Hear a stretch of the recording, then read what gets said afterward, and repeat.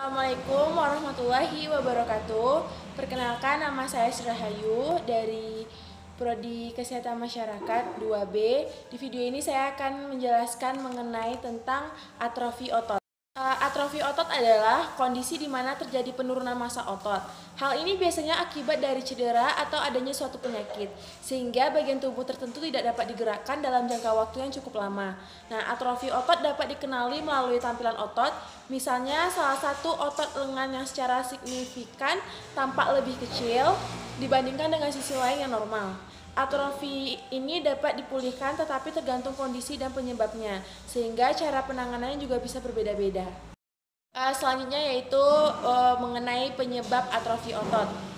Nah, saat seorang tidak bergerak dan menggunakan ototnya, ukurannya bisa mengecil. Atrofi semacam ini juga bisa terjadi ketika seseorang harus berbaring dalam waktu yang lama, misalnya karena sakit, cedera, atau koma. Nah, astronot misalnya bisa mengalami atrofi otot ketika berada di luar angkasa dalam waktu yang lama. Nah, yang selanjutnya yaitu ada beberapa penyebab terjadinya kondisi di antara lain seperti yang pertama, tidak melakukan aktivitas fisik dalam waktu lama, yang kedua pertambahan usia, yang ketiga ada miopati atau kelainan otot yang berhubungan dengan konsumsi alkohol. Seseorang yang mengonsumsi alkohol dalam jumlah besar dan jangka waktu lama kerap mengalami sakit dan lemas di beberapa area otot. Selanjutnya itu ada luka bakar, cedera seperti patah tulang, kurang gizi, cedera saraf perifer atau tulang belakang. Selanjutnya itu serangan stroke, dan yang terakhir terapi kortikosteroid jangka panjang. Nah, selanjutnya yaitu ada gejala atrofi otot. Seseorang kemungkinan mengalami atrofi pada otot jika yang pertama, salah satu lengan atau kakinya berukuran lebih kecil daripada yang lainnya. Yang kedua, mengalami rasa lemas pada salah satu anggota badan. Yang ketiga yaitu tidak aktif secara fisik dalam waktu lama. Nah, jika mengalami salah satu dari tanda-tanda ini, jangan ragu untuk segera menghubungi pusat kesehatan untuk mendapatkan pemeriksaan yang lebih lanjut.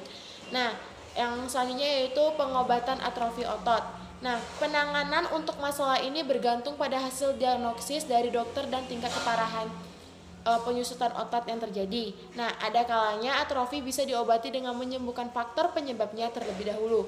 Beberapa terapi yang bisa digunakan untuk membantu penderita penyakit ini adalah yang pertama, seperti olahraga. Beberapa jenis yang direkomendasikan antara lain adalah olahraga air untuk membantu pasien lebih mudah bergerak.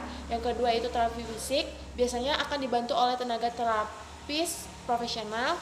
Yang ketiga yaitu terapi ultrasound. Yang keempat, operasi atau pembedahan untuk memperbaiki bagian otot yang sudah terdeformasi. Nah, yang terakhir, perubahan pola makan biasanya direkomendasikan untuk pasien yang mengalami atrofi karena kekurangan nutrisi.